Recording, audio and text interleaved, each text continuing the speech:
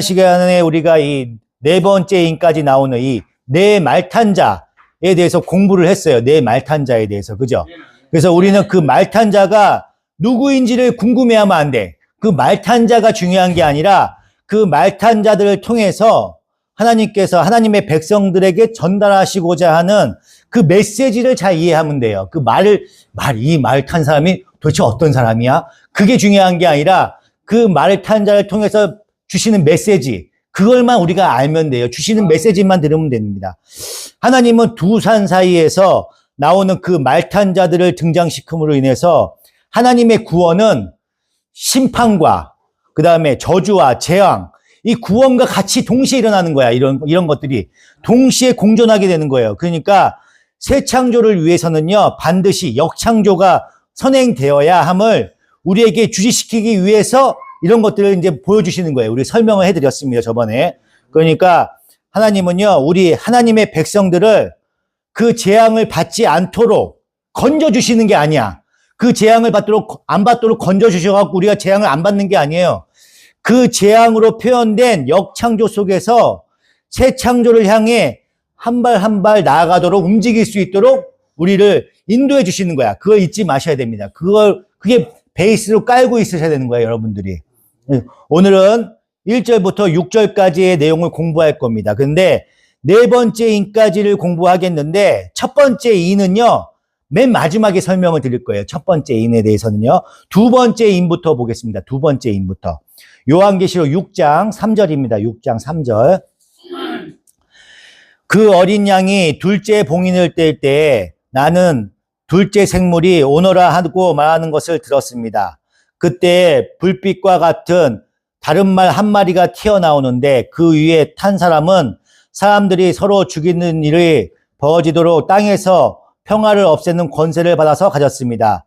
또 큰 칼을 받아서 가지고 있었습니다. 아멘.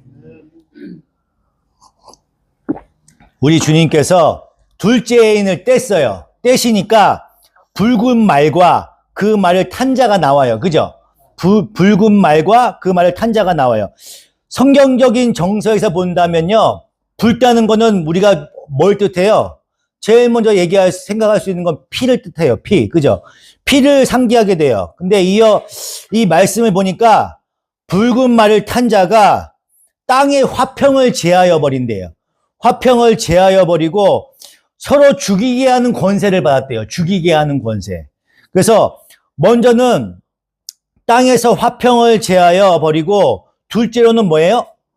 서로 죽이게 한대. 죽이도록 큰 칼을 받았대요. 죽이게 하게. 그죠? 이 두 가지가 핵심입니다. 평화가 없어진 거야. 평화가 없어졌어요. 서로 죽이는 일을 합니다. 이 두 단어를 뜻하면 뭐예요? 한 대로 묶으면 극단적인 분쟁, 전쟁을 의미하는 거예요. 전쟁을 얘기하는 거예요. 전쟁. 둘째 인은 바로 전쟁을 얘기하는 겁니다. 전쟁. 우리 주위를 둘러보세요. 수많은 전쟁들이 일어나고 있어. 네. 얼마나 크고 많은 분쟁과 전쟁이 일어납니까?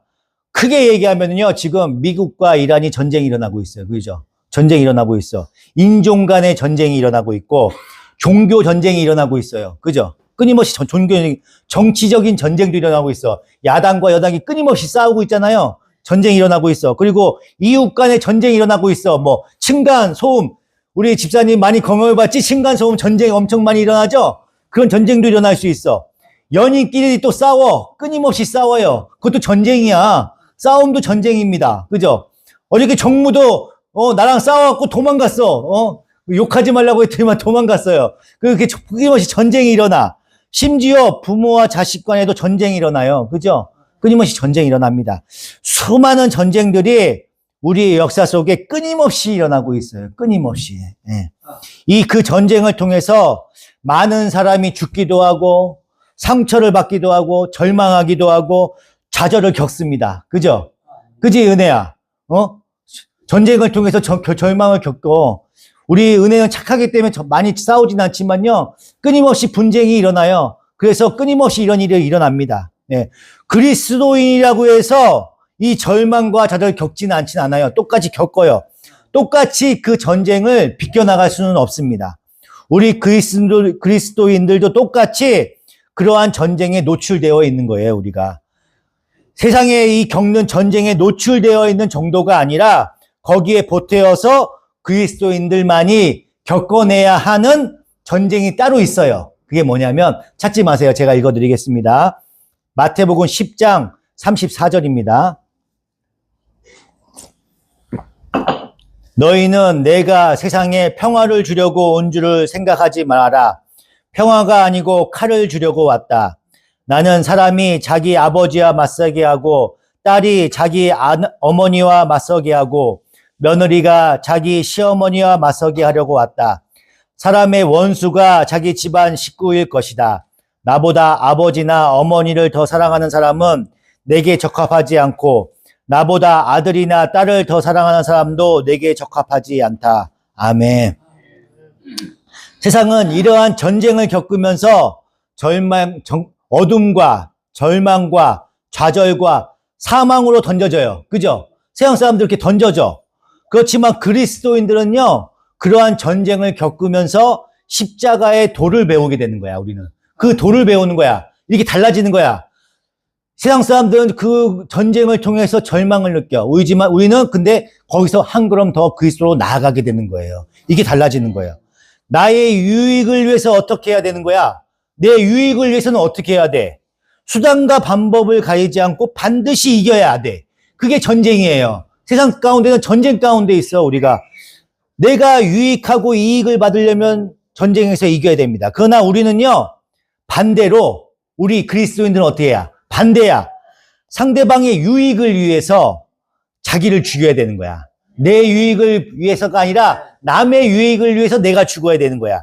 그리스도인의 삶은요, 그 전쟁을 통해서 배우게 되는 거야, 우리가. 그게 밖에 다른 거야. 똑같은 전쟁이 일어나도 우리는요, 우리의 유익을 위해서 그러는 게 아니야. 상대방의 유익을 위해서 내가 죽어야 되는 거예요. 그러니까 거기서 도저히 원수를 사랑할 수 없는 자신을 발견하기도 하는 거야. 내가 원수를 사랑할 수가 없어. 내가 그 가운데 있어도요, 그러면서 어떻게 되는 거야? 왜 내게 예수 그리스도의 십자가가 꼭 필요할 수밖에 없는가를 배우게 되는 거야. 나는 왜 이 원수를 사랑할 수가 없는가요? 나한테도 그 주님과 같은 그 사랑을 알게 해 주시옵소서 하고 기도하게 되는 거예요. 그 마음을 주십시오 하고 기도하게 되는 거예요. 이것이 그 마음을 주신 거 어떻게 되는 거야? 그게 신비인 거예요. 그게 신비.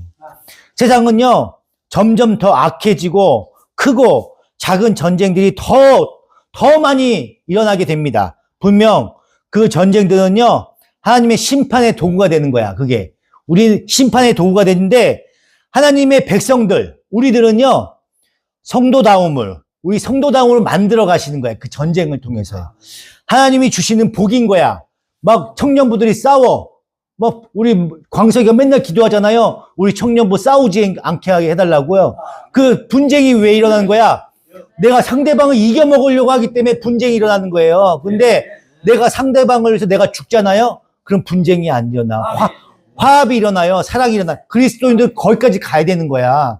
내가 상대방을 이겨먹으려고 하는 게 아니에요. 내가 대신 져주는 거야. 져주고 대신 사랑으로 감싸주는 거야. 짓밟는 게 아니라고요. 이 마음을 주신다고. 전쟁과 분쟁 속에서요, 그리스도인들은 이렇게 달라지는 다른 방향으로 나아가는 거야. 이렇게 이게 첫 번째 인이에요, 이게.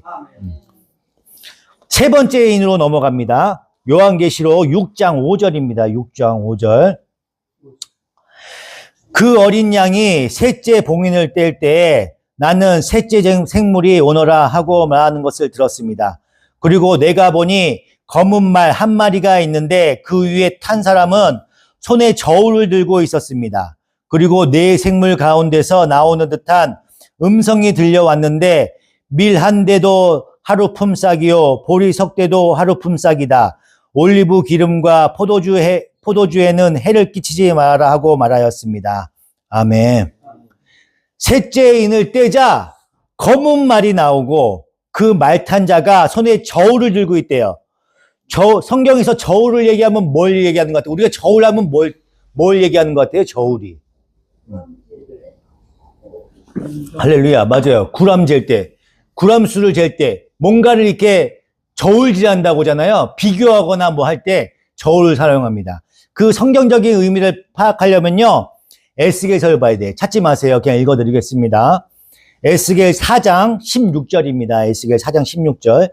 주님께서 또 나에게 말씀하셨다. 사람아, 내가 예루살렘에서 사람들이 의지하는 빵을 끊어버리겠다.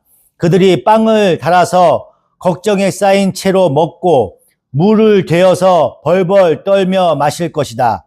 그들은 빵과 물이 부족하여 누구나 절망에 빠질 것이며 마침내 자기들의 죄악 속에서 말라 죽을 것이다. 아멘. 다시 요한계시록 6장 6절 다시 보세요. 요한계시록 6장 6절 다시 읽어드리겠습니다. 그리고 내 생물 가운데서 나오는 듯한 음성이 들렸는데 밀 한 대가 얼마나 그래요? 하루 품삯이래요. 하루 품삯. 보리 석대도 하루 품삯이래. 예, 하루 품삯. 한 데나리온이 있잖아요. 한 데나리온이 노동자의 하루 임금이야. 하루 품삯이야. 은혜야. 한 데나리온이 하루 품삯이라고. 예. 그래서 따라서 한 데나리온에 절 보세요. 한 데나리온에 밀이 한 대라는 얘기야. 한 데나리온에 밀이 한 대. 한 데나리온에 발음이 안 되네. 보리가 석대라는 얘기야. 이런 의미예요. 한 데나리온에 밀이 한 대, 한 데나리온이 보리가 석대 이런 의미입니다. 근데 보통 일반적인 시중가가 어떻게 되냐면 이 한 데나리온에 미리월이 12대야, 12대. 그게 원래 정상 가격이야. 그리고 보리는요, 이보다 3배 정도가 더 싼 식량이야. 그래서 한 데나리온에 36대 정도를 살 수가 있어요. 원래는 그 정도의 가격이라고, 이게. 그런데 이게 얼마나 비싸진 거야? 많이 비싸진 거죠? 그래서 이해하기 쉽게 얘기하면 광서가 단팥빵이 10,000원에 원래 12개야. 단팥빵이 10,000원에 12개야. 그리고 초코파이가 10,000원에 36개야. 10,000원에 36개. 이 정도의 가격이었다고. 이 정도의 가격이었는데 단팥빵이 한 개에 10,000원이야. 단팥빵이 하나에 10,000원이고 초코파이가 3개에 10,000원이란 얘기예요, 지금. 그런 얘기야. 지금 그 얘기를 하고 있는 거야. 그러면 어떻게 된 거야? 이게 식품 가격이 엄청 뛴 거죠? 가격이 폭등한 거야. 지금 그 가격이 폭등했다는 걸 얘기하고 있는 거예요, 지금 이게. 곡물이 귀해서 벌어진 상황인 거야. 곡물이 비싸진 거라고요, 이게. 다른 말로 해서 기근이 일어난 거야. 기근이 일어났다고 얘기할 수가 있고, 이거 말세에 나타나는 징조라고 얘기할 수 있어요. 기근과 흉년을 통해서 물가가 올라서 한 데나리온으로 밀을 한 대밖에 살 수 없는 상황이 된 거예요. 지금 그 얘기를 하고 있는 거야. 근데 기근과 이렇게 흉년이 일었어. 그래서 이렇게 올라갈 수 있어. 근데 어떤 경우가 또 올라가? 어떤 사람이 욕심이 생겨갖고 막 사재기 하잖아요. 그지? 정무가 없네? 광서가. 이게 막 사재기하면 밀이 막 폭등하잖아. 내가 막 초코파이를 막 시장에 있는 거 막 잔뜩 사버려. 그럼 가격이 폭등하잖아요. 욕심의 일이 또 생기는 거야. 욕심과 기근과 흉년이 같이 합쳐져갖고 이렇게 물가가 폭등하는 거예요. 이런 상황이 생긴 거야. 6절에 나오는 밀과 보리, 그 다음에 올리브유와 포도주는요, 유대인들의 식량을 대표적으로 상징적으로 얘기하는 거예요. 유대인들의 대표적인 상징적인 거야. 그리고 우리식으로 얘기하면요, 밥과 김치 같은 거예요. 대표적인 재료를 얘기하는 거야. 그리고 이 올리브유와 포도주는요, 부유를 상징하는 거야. 돈 많은 사람들만 쓸 수 있는 거예요. 올리브유와 이런 것들은요. 그래서 이 부유한 사람들을 상징하는 식품이 이 올리브유와 포도주예요. 그 사람들이 쓰는 거야. 이걸 얘기하는 겁니다. 그래서 실제로 로마의 지배를 받고 있던 당시에 기근이 아주 자주 심해요. 심해서 실제로 이 가난한 사람들이 먹을 것이 없어갖고요, 아이를 삶아서 먹기도 했어요. 어린 아이를 삶아서, 성경에 나와 있잖아. 어린 아이를 삶아서 먹기도 했어요. 이게 요세푸스의 기록에 나와 있습니다. 그때 사람들이 밀과 보리를 더 심기 위해서 올리브 나무와 포도주 나무를 갈아 엎는 일이 있었다는 거야. 그렇게 생겨요. 예. 근데 그 올리브유와 포도주를 해치지 말라고 얘기가 나와요. 그죠? 그 얘기가 뭔 얘기냐면, 아무리 기근이 들어서 사람들이 굶어 죽어가도 부자들은 여전히 남아있는 부자들은 아무 지장이 없다는 거야. 올리브유와 포도주를 먹는데 아무 지장이 없다는 거예요. 그 얘기를 하는 거야. 이게 뭔 얘기야? 이게 무슨 얘기예요? 우리의 삶이 어때요, 지금? 예? 지금 전쟁이 일어났어. 그지? 이란하고 미국하고 전쟁이 일어났어. 기름값이 막 폭등해. 그래서 대출을 막 막았어. 대출을 막아놔갖고 청년들이 집을 사기가 어려워. 그죠? 대출을 받아야 집을 사잖아. 집값이 너무 비싸. 막 한 채에 막 10억 이러잖아요. 일반 서민들이 10억이 어딨어. 그잖아. 대출을 받아서 사야 돼. 대출을 막아놨어. 살 수가 없어. 서민들은요, 높은 집값 때문에 집을 사기가 어렵습니다. 어려워요. 그 다음에 자가용도 기름값이 너무 비싸갖고 막 싼 기름 주유소를 막 찾아다녀. 막 줄 서 있어. 싼 주유소에서 기름 넣으려고. 그래요. 근데 어떻게 부자들은요, 그런 거야. 아무런 제재가 없어. 돈이 많기 때문에 집 사는데 아무런 제재가 없다고요. 그 다음에요, 돈이 많기 때문에 넘쳐서 집도 그냥 사고, 차도 크고 좋은 차 타. 좋은 차 기름 엄청 많이 먹잖아. 그 기름 그냥 넣는 거에는 아무렇지도 않아요. 기름값 그냥 올라가도 아무런 영향이 없다니까요. 그 얘기를 하는 거야. 이렇게 서민들은요, 먹고 살기가 힘들어. 힘들고 어려워져도요, 부자들은 그대로 남아있다는 거야. 이게 이 말세, 이 종말의 시대에 일어나는 이 현상이야. 그걸 지금 예수님께서 요한계시록에 말씀하신 거야. 그 현상이 지금 그대로 나타나고 있잖아요. 부자인 미국은요, 어때요? 밀을요, 태평양에다 막 버려. 왜 버리는 줄 알아요? 왜 버려? 그 밀값이 떨어지지 않게 하기 위해서 막 버린다고. 근데 그 버리는 거를 아프리카에다가 풀잖아요? 그럼 아프리카 사람들이 굶어 죽는 사람들이 없대. 근데 그 밀값이 안 떨어지기 위해서 부자들이 태평양에다 막 버린다니까? 그 값을 유지하기 위해서 이러는 거야. 부자들은 계속 잘 먹고 잘 살고, 가난한 사람들은 계속 어려워지는 거야. 이 극대의 이 현상이 이 종말의 시대에는 계속 일어나고 있는 거예요. 이게 요한계시록에 나와 있는 거야. 예. 그 다음에 네 번째 인으로 넘어갑니다. 네 번째 인을 떼시자 온갖 종류의 죽음이 등장합니다. 죽음이. 요한계시록 6장 8절입니다. 그리고 내가 보니 청황색 말 한 마리가 있는데 그 위에 탄 사람의 이름이 사망이고 지옥이 그를 따르고 있었습니다. 그들은 칼과 기근과 죽음과 들짐승으로서 4분의 1에 이르는 땅의 주민들을 멸하는 권세를 받아 가지고 있었습니다. 아멘. 청황색 말이 나와요. 청황색 말. 청황색이 무슨 색깔이야? 유빈아, 청황색이 무슨 색깔이야? 유빈아, 청황색이 무슨 색깔이야? 청황색. 청황색이 무슨 색깔이야? 청황색. 은혜야, 청황색이 무슨 색깔이야? 그러니까 어떤 색깔이야? 청황색이.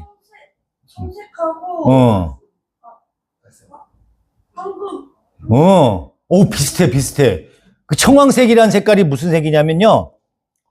좀비 영화 봤잖아요. 좀비 영화 보면은 그 좀비들 색깔이 어떤 색깔이에요? 약간 푸르스름하고 약간 회색 빛깔도 나고 약간 그러잖아요. 좀비들. 옛날에 강시 영화 본 적 있나? 강시 영화? 강시들 영화를 보면 그 강시 색깔이 그렇게 생겼어. 색깔들이요. 예. 색깔이 그 색깔이 청황색인 거예요. 그래서 그 색이 청황색인데 그 청황색은요, 잿빛, 암갈색이란 뜻이에요. 그러니까 죽은 시체의 색깔이란 뜻이에요. 죽은 시체의 색깔.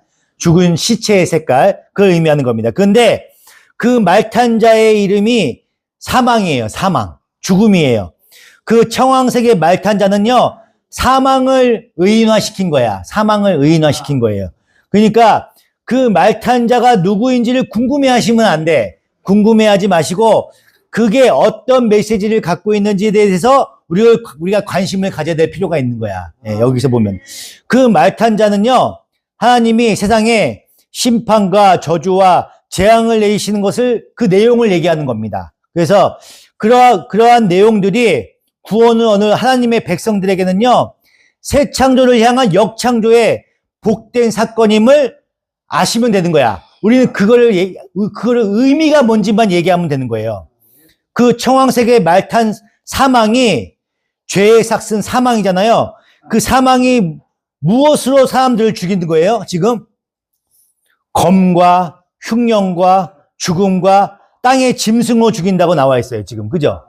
땅의 짐승으로 죽인다고 얘기가 나와 있습니다. 여기서 죽음은요, 이게 번역이 된 건 타나토스라고 번역이 돼요. 그럼 타나토스가 뭐냐면요, 온역, 전염병을 얘기하는 거야, 전염병. 여기서 죽음은요, 전염병을 얘기하는 거예요. 그래서 이 넷째 인은요, 앞에서 묘사했던 거, 여러 가지 인 있죠. 그 인의 모든 것을 가지고 있는 전쟁과 기근과 그걸 포함한 죄의 삭슨 사망, 그 죽음, 그 죄인들이 몰고 가게 되는 모든 하나님의 그 심판의 방법들을 다 얘기하는 거야. 그 열거하는 거야. 네 번째에는요. 그걸 얘기하는 거야. 그래서 구약 성경에서도요, 하나님의 심판의 방법을요, 칼과 기근과 온역으로 표현을 하고 있습니다. 제가 읽어드리겠습니다. 찾지 마세요. 역대지상 21장 12절입니다. 3년 동안 기근이 들게 하는 것인지, 원수의 칼을 피하여 석 달 동안 쫓겨다닐 것인지, 아니면 주님의 칼, 곧 전염병이 사흘 동안 이 땅에 퍼지게 하여 주님의 천사가 이스라엘 온 지역을 멸하게 할 것인지를 선택하여라. 이제 임금님께서는 나를 임금님께 보내신 분에게 내가 무엇이라고 보고하면 좋을지 결정하여 주십시오. 아멘. 에레미야서 14장 12절입니다. 그들이 금식을 하여도 나는 그들의 호소를 들어주지 않겠다. 또 그들이 번제물과 곡식제물을 바쳐도 나는 그것을 받지 않겠다. 나는 오히려 칼과 기근과 연병으로 그들을 전멸시켜 버리겠다. 아멘. 에스겔서 14장 21절입니다. 나주 하나님이 이렇게 말한다. 내가 예루살렘에서 사람과 짐승이 사라지게 하려고 나의 4가지 맹렬한 재앙들, 곧 전쟁과 기근과 사나운 짐승과 전염병을 거기에 보낼 때에 그 해가 얼마나 크겠느냐. 아멘. 그러니까 지금 이 4가지 인의 내용이죠. 4가지 띄었잖아요. 그 4가지 인의 내용은요, 이 땅에 닥칠 재앙들의 시간적인 배열을 얘기하는 게 아니야. 시간적으로 이렇게 배열된 게 아니라 말세에 부어질 총체적인 하나님의 심판의 내용들을 이렇게 논리적인 순서대로 설명을 해주신 거예요. 점점 더 강하게 표현을 한 겁니다. 그러니까 우리가 이 세상에서 지금 겪고 있는 것들이에요. 아까 얘기했잖아요. 전쟁과 욕심에 이어나는 기근과 이런 죽음에 대한 것들, 이 전염병들, 이런 것들이 지금 우리는 일어나고 있잖아. 이런 것들을 설명해 주시는 거야, 성경에서.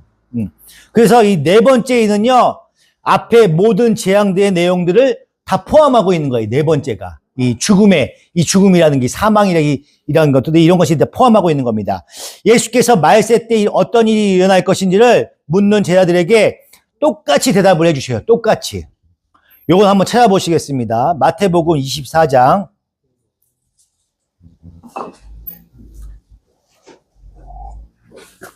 성경에 빨간색의 맨 앞에 있습니다. 빨간색 맨 앞에. 마태복음 24장 3절입니다. 페이지로는 50페이지입니다. 50페이지.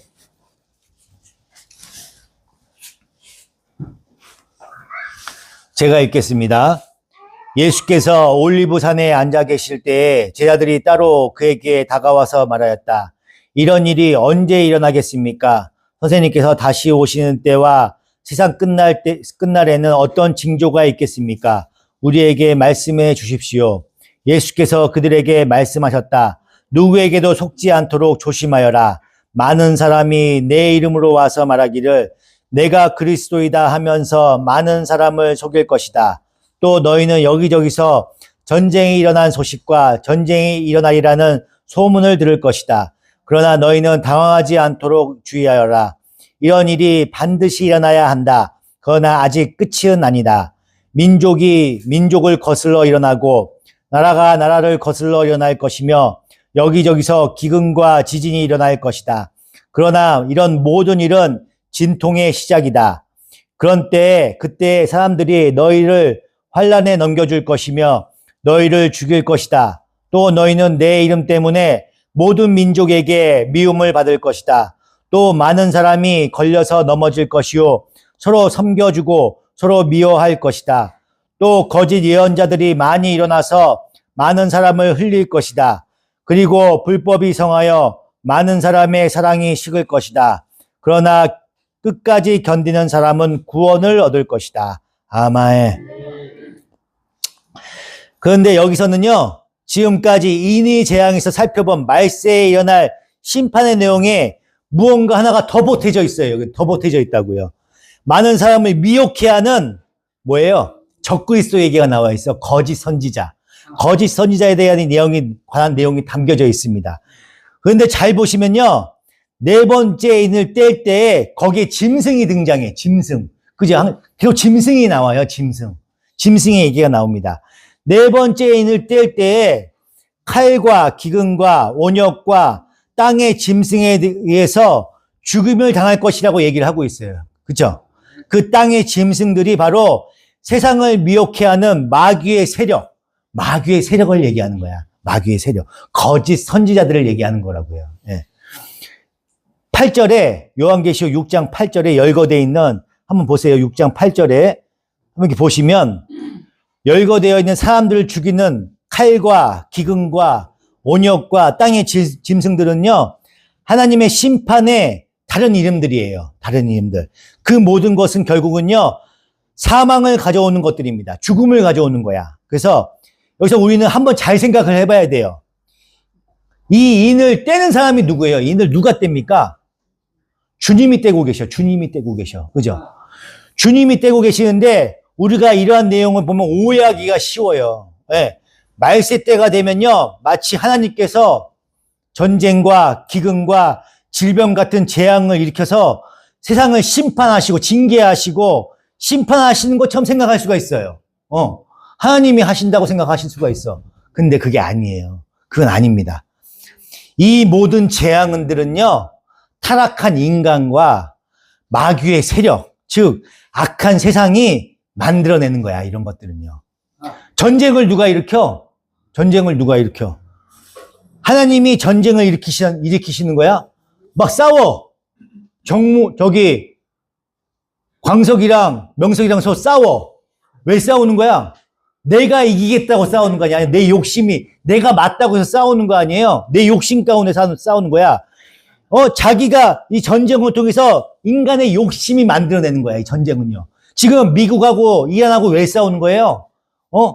자기의 이득권을 위해서 싸우는 거예요. 자기가 이겨보겠다고 싸우는 거잖아요. 욕심 때문에. 그렇게 싸우는 거야. 기근도요, 아까 제가 말씀드렸죠. 기근 역시 자기가 잘 먹고 잘 살아보겠다는 인간의 죄가 만들어내는 거야. 인간이 만들어낸 거예요. 인간들이 욕심을 부려서요, 자연을 파괴해.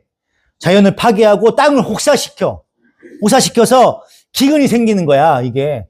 자연은 원래 가만히 놔두면 기근이 안 생겨요. 근데 이런 욕심 때문에 지구 온난화 때문에 땅이 황폐화되는 거야. 기근이 생기는 거예요.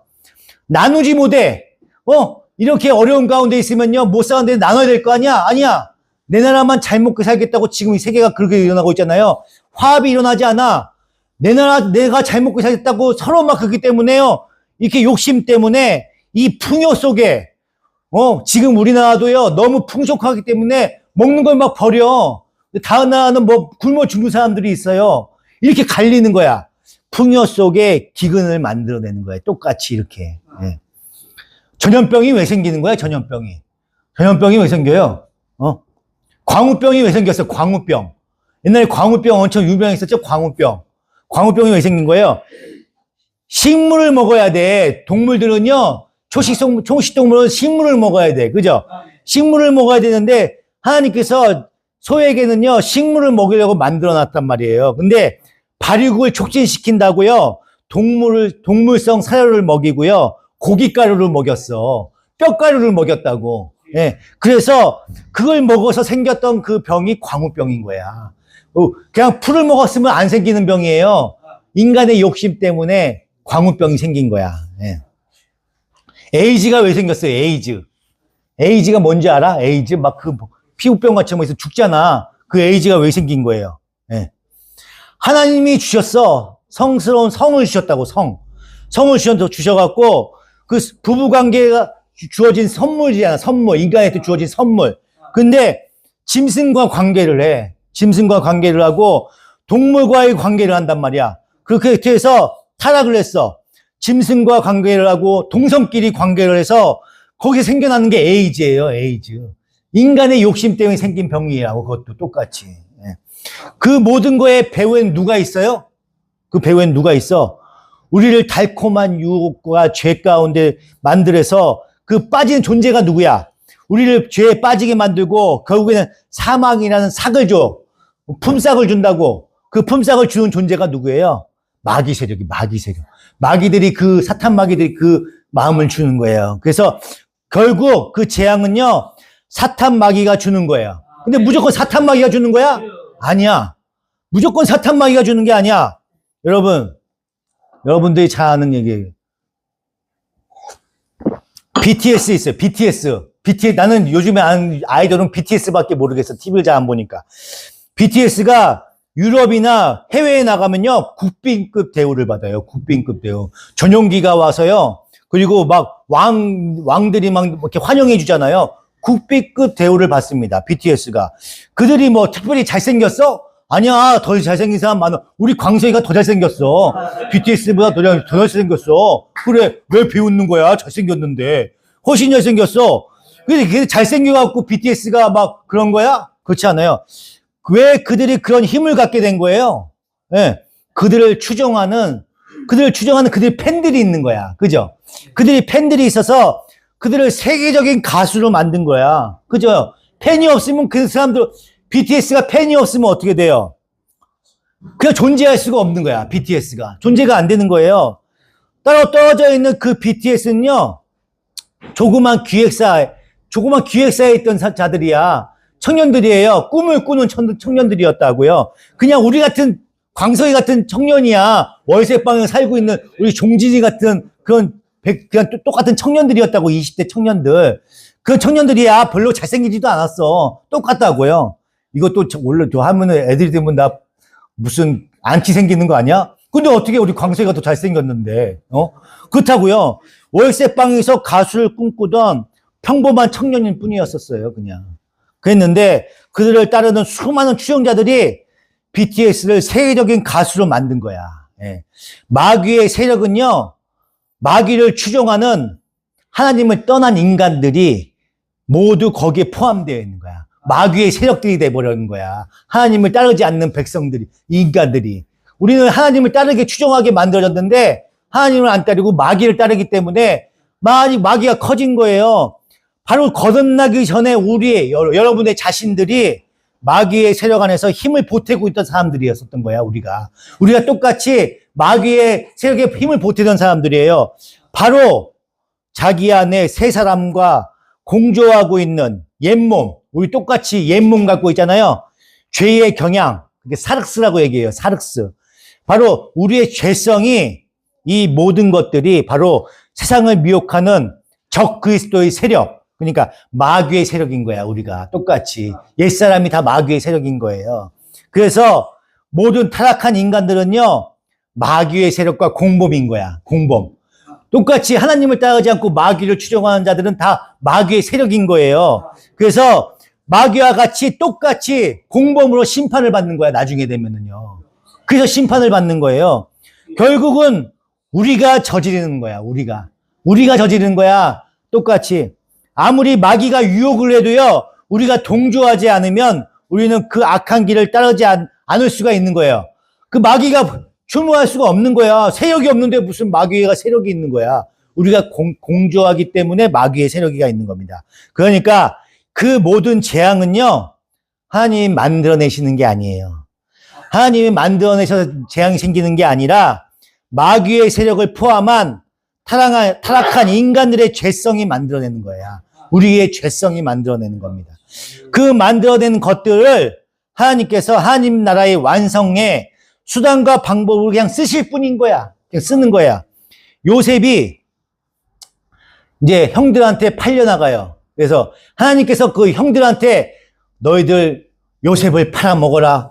요셉을 팔아먹어라. 이렇게 마음을 주셨을까? 아니야. 요셉의 형들이 시기와 질투 가운데 있었기 때문에 동생을 팔아먹은 거야. 그렇죠? 팔아먹었기 때문에 그걸 하나님께서 섭리 가운데서 그냥 이용하시는 거예요. 예. 그렇게 되는 거예요. 그게 하나님께서 그 마음을 주시는 게 아니야. 그 다음에 출애굽할 때 그 바로 왕이 강팍한 마음을 갖고 있다고 했어요. 강팍한 마음.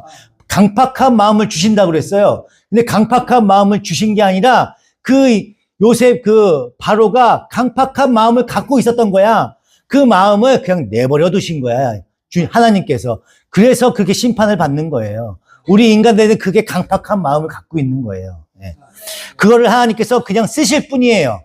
여러분들이 그 마음을 욕심 가운데서 싸운단 말이야. 그 싸움도 뭐예요? 내가 욕심이 생겼기 때문에 싸우는 거지, 하나님께서 그 마음을 주시는 게 아니란 말이에요. 그걸 이용하실 뿐이에요. 그 싸움을 통해서 우리가 더 하나님께 다가갈 수 있게 만들어 가시는 거예요. 그래서 인해재앙, 나팔재앙, 대접재앙이 나옵니다. 그죠? 이 모든 재앙의 선언이 첫 번째 인을 떼실 때에 흰말을 탄 자가 등장을 해. 그죠? 흰말을 탄 활을 든 자가 등장을 하는데 그 자가 이기고 또 이기려는 모습으로 나오는 거예요. 그래서 네. 그렇게 방금 제가 설명해 드렸죠. 이 설명해 드린 것을 기초로 해서 첫 번째 인을 뗀 것에 대한 이해를 하시면요, 조금 더 수월하게 이해를 할 수가 있습니다. 흰말을 타고 활을 든 자 하면요, 한번 볼까요? 요한계시록 6장 6장 2절입니다. 제가 아까 못 봤죠? 6장 2절. 그리고 내가 보니 흰말을 한 마리가 있는데 그 위에 탄 사람은 활을 가지고 있었습니다. 그는 면류관을 쓰고 있는데 그는 이기면서 나아가고 이기려고 나아갔습니다. 아멘. 흰말을 타고 있고 활도 들고 있어. 면류관도 쓰고 있어. 이게 누군 것 같아요? 예수님 같지? 예수님 같죠? 예수님이라고 많이 생각들을 하셔. 흰말을 타고 있고 면류관도 쓰고 있고 이기려고 나아가고 있기 때문에 예수님이라고 많이 얘기를 해요. 근데 이 말씀에서 흰말 탄 자를요, 그리스도라고 해석을 하면요, 왜 그리스도라고 자꾸 해석을 하게 되냐면요, 19장 요한계시록 19장을 한번 펴보겠습니다. 19장에 똑같아 보이는 그림 때문에 그런 현상을 생각하게 됩니다. 요한계시록 19장 11절입니다. 아주 비슷한 그림이 나옵니다. 19장 11절 제가 읽겠습니다.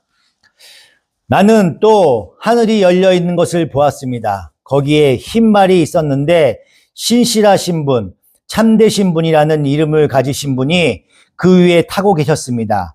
그는 의로 심판하시고 싸우시는 분입니다.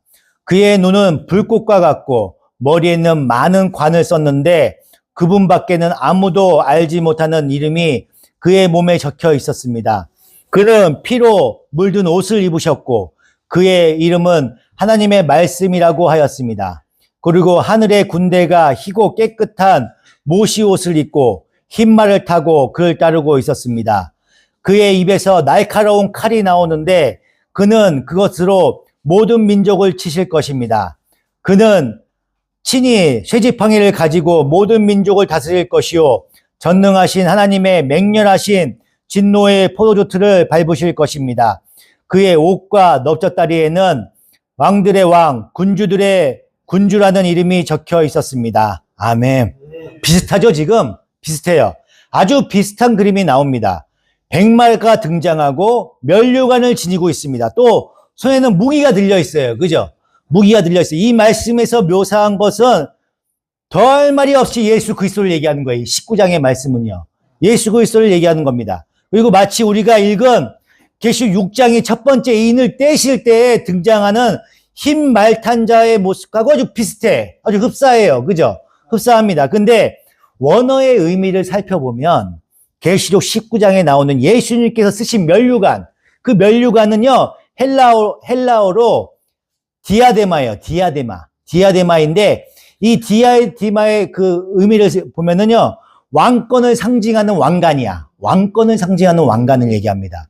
그런데 계시록 6장에 흰말을 탄 자가 쓰고 있는 면류관 나와요. 그죠? 그 면류관을 헬라어로 보면요, 달라, 의미가.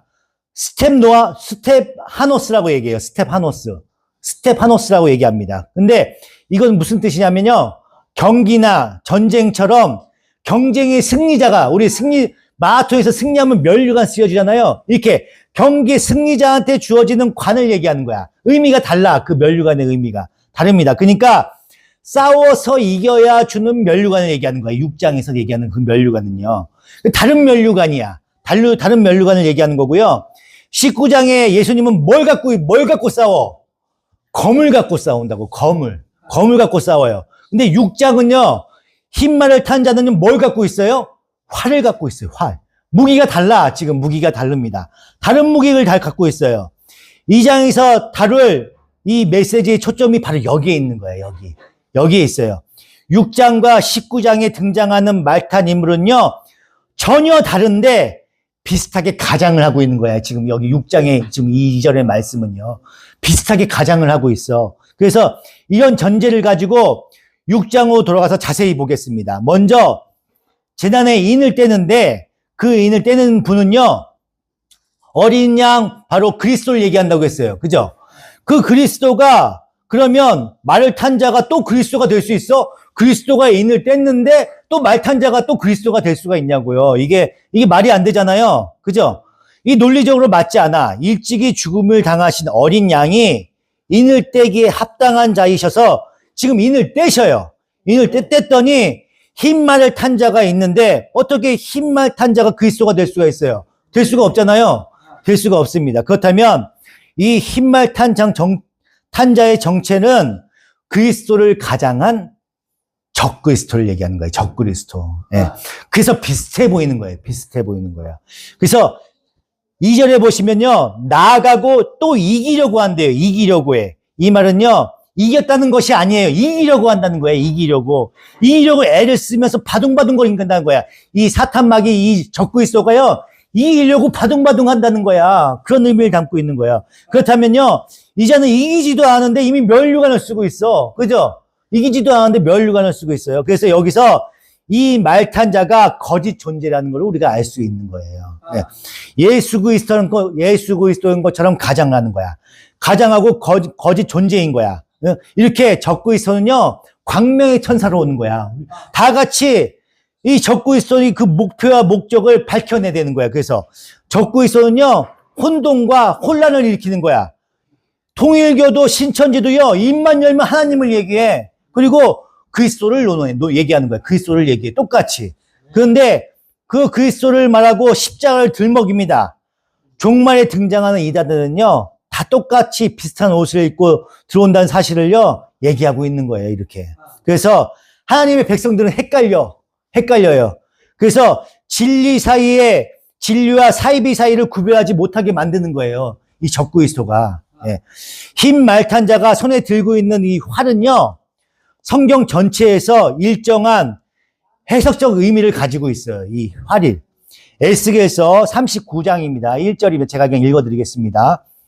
너 사람아, 곡을 규탄하여 예언하여라. 나 주 하나님이 말한다. 노로스와 메색과 두발의 왕 고가, 내가 너를 대적한다. 내가 너를 돌려세우고 이끌어내겠다. 너를 북쪽 끝에서 이끌어내서 이스라엘 산지를 침략하게 하겠다. 그렇게 해놓고서 나는 내 왼손에 있는 활을 쳐서 떨어뜨리고, 활이 나옵니다. 내 오른손에서는 내 화살을 떨어뜨리겠다. 너는 내 모든 군대와 너와 함께한 연합군과 함께 이스라엘 산지 위에서 쓰러져 죽을 것이다. 나는 날개 돋친 온갖 종류의 사나운 새들과 들짐승에게 너를 넘겨주어서 뜯어먹게 하겠다. 내가 말하였으니 너는 틀림없이 들판에서 쓰러져 죽을 것이다. 나 주 하나님의 말이다. 아멘. 곡은요, 북해 쪽에 자리 잡고 있던 마곡이라는 왕국의 왕 이름이에요. 왕 이름. 그래서 말씀에서 이스라엘을 대적하고 있었어요. 대적하려던 사람들의 손에 활과 화살이 들려있단 말이에요. 활과 화살이.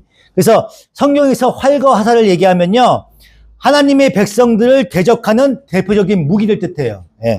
그런데 6장의 백마탄 자가 바로 그 활을 들고 있는 거예요. 활을. 예수님의 입에서 나오는 무기는요, 검이었습니다. 검. 요한계시록 9장 10절입니다. 제가 읽어드리겠습니다. 그것들은 정갈과 같은 꼬리와 침이 달려 있었는데 그 꼬리에는 5달 동안 사람을 해할 수 있는 권세가 있었습니다. 그것들은 아비소스의 사자를 자기들의 왕으로 떠받들었는데 그 이름은 히브리 말로는 아바돈이요 그리스 말로는 아볼로온입니다. 아멘. 정갈은요 어둠의 권세를 잡은 자를 묘사한 거야. 어둠의 권세를 잡은 자를 묘사한 거예요. 정갈이. 침은요 화살을 의미하는 거예요. 침은 화살을 의미합니다. 그렇지만 이 자의 권세는요 5달 동안 제한적이라는 거예요. 제한적인 걸 의미하는 겁니다. 그래서 11절 아까 제가 방금 읽어드렸던 아볼로는요 아폴로미의 파생어예요. 아폴로미. 그래서 아폴로미는요 곧 아폴로신을 얘기하는 거야. 아폴로신 들어봤죠? 아폴로신. 우리는 그리스 신화에 등장하는 그 아폴로신의 무기가요 바로 활이야. 활이에요. 그 아폴로신이 활입니다. 이런 그리스 문명 그 헬레니즘의 영향으로 인해서요 로마의 황제들이요 자신의 그 신을 자기가 신이라는 걸 강조하기 위해서 강화하기 위해서 활을 들고 다녔다는 기록이 많이 있어요. 그래서 이 장면을 그대로 계시록 19장 100마를 탄 예수 그리스도와 함께라고 그 묘사가 되어 있습니다. 19장으로 한번 가보겠습니다. 요한계시록 19장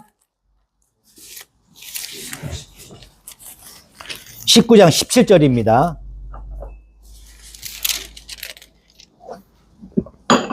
요한계시록 19장 17절. 나는 또 해에 한 천사가 서 있는 것을 보았습니다. 그는 공중에 나는 모든 새들에게 큰 소리로 외치기를 하나님의 큰 잔치에 모여라. 왕들의 살과 장군들의 살과 힘센 자들의 살과 말들과 그 위에 탄 자들의 살과 모든 자유인이나 종이나 작은 자나 큰 자의 살을 먹어라 하였습니다. 또 나는 짐승과 세상의 왕들과 그 군대들이 흰 말을 타신 분과 그의 군대에 대항해서 싸우려고 모여있는 것을 보았습니다. 그러나 그 짐승은 붙잡혔고 또 그 앞에서 기이한 일들을 행하던 그 거짓 예언자도 그와 함께 붙잡혔습니다. 그는 짐승의 표를 받은 자들과 그 짐승 우상에게 절하는 자들을 이런 기이한 일로 미혹시킨 자들입니다. 그들은 산채로 유황이 타오르는 불바다로 던져졌습니다. 그리고 남은 자들은 말 타신 분의 입에서 나오는 칼에 맞아 죽었고 모든 새가 그들의 살점을 배부르게 먹었습니다. 아멘. 그러니까 그 활을 가진 곡이 무너지는 장면이에요. 그 무너지는 장면이 요한계시에 똑같이 묘사가 되어 있는 거야. 그가 바로 짐승이요. 그 짐승의 세력인 거짓 선지자요. 바로 하나님의 반대하는 모든 세력, 적그리스도를 얘기하는 거예요. 예. 어찌됐든 마귀의 세력과 그 세력에 동조하는 그 사탄의 나라에 속한 자들이 죄로 말미암아 스스로 재앙을 만들어내고 우리가 재앙을 만들어내는 거예요. 만들어내고 하나님은 그것을 허락하시는 거야. 그냥 허락하시는 거라고 내버려 두시는 거예요. 허락하시는 것이 바로 우리가 이 땅에서 겪는 재앙의 실체인 거야. 우리가 만들어내는 거야. 이 모든 재앙은요. 예. 그러나 그 어떤 재앙도 우리 그리스도 앞에서는요, 유익이 되고 복이 되는 거야. 우리들은 복이 되는 거예요. 그 재앙을 통해서. 이것이 바로 인의의 재앙이 주는 메시지인 거야. 지금 유지사님하고 은혜하고 명석이가 고난 가운데 있어. 2달 뒤에면은 거리에 나앉을 수가 있어. 그럼 그 재앙 가운데, 고난 가운데 어떻게 되는 거야? 밤마다 주님을 찾아서 기도하게 되겠지? 내가 주님께 기도 안 하고 여태까지 주님을 내가 너무 주님을 모르고 내가 기도도 너무 안 하고 지냈습니다. 주님 죄송합니다. 주님 해결해 주십시오 하고 밤마다 기도하시잖아요. 이렇게 고난 가운데서 주님 나와서 기도하게 되는 거야. 우리 광석이가 고난 가운데 있어요. 어려운 가운데 있어요. 그러면 어떻게 돼요? 매일 고난 가운데 기도하고 주님 이 문제 해결해 주세요. 자유를 주세요. 하면서 큐티하면서 기도하게 되죠. 하나님의 백성들은요, 이 고난 가운데 이렇게 다가오게 되는 거야. 하나님의 백성이 아닌 자들은 어떻게 돼요? 절망과 좌절과 죽음으로 가는 거예요. 이렇게 달라지는 거야. 이 하나님이 그 재앙을요, 이렇게 쓰시는 거예요. 우리 가운데서요. 그래서 복잡하죠? 복잡해. 여러 가지 얘기를 하는데 결론만 아시면 돼. 바로 한 가지만 기억하시면 돼요. 이 인을 우리 주님이 떼고 계시는 거야. 우리 주님이 떼고 계신다고요. 이 복잡한 모든 사건들 위에 우리 주님이 계신다는 걸 잊지 않으면 돼요. 주님이 계셔요, 주님이. 주님이 떼신다고.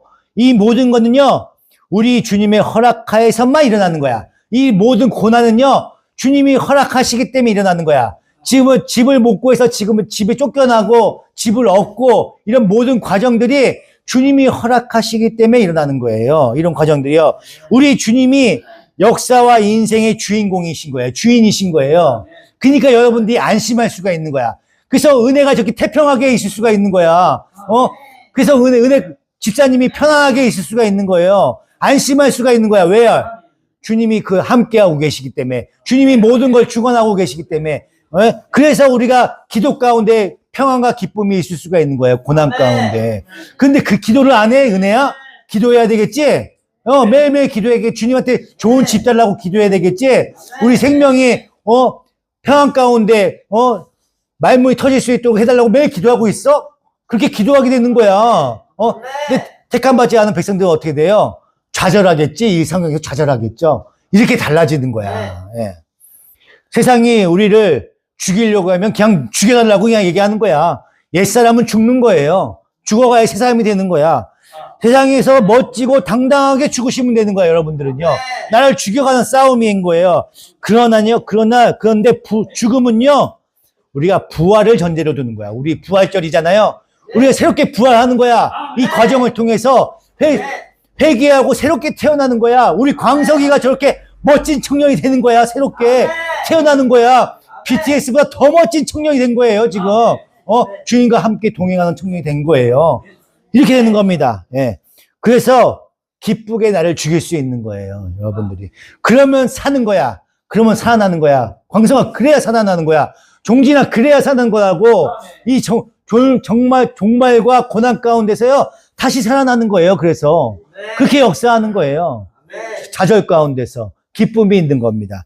여러분들이 그렇게 살아나는 귀한 종들이 되기를 축원드립니다. 기도하시겠습니다.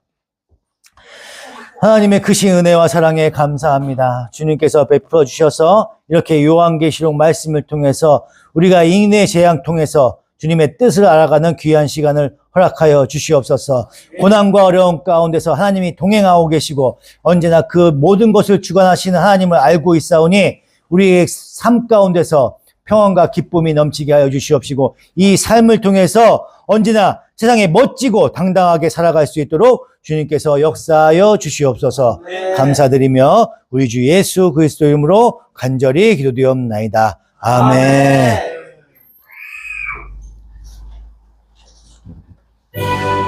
아멘. 다 같이 일어나셔서 주기도문 하심으로 예배를 마치도록 하겠습니다. 하늘에 계신 우리 아버지, 아버지의 이름을 거룩하게 하시며 아버지의 나라가 오게 하시며 아버지의 뜻이 하늘에서와 같이 땅에서도 이루어지게 하소서. 오늘 우리에게 일용할 양식을 주시고 우리가 우리에게 잘못한 사람을 용서하여 준 것 같이 우리 죄를 용서하여 주시고 우리를 시험에 빠지지 않게 하시고 악에서 구하옵소서. 나라와 권능과 영광이 영원히 아버지의 것입니다. 아멘.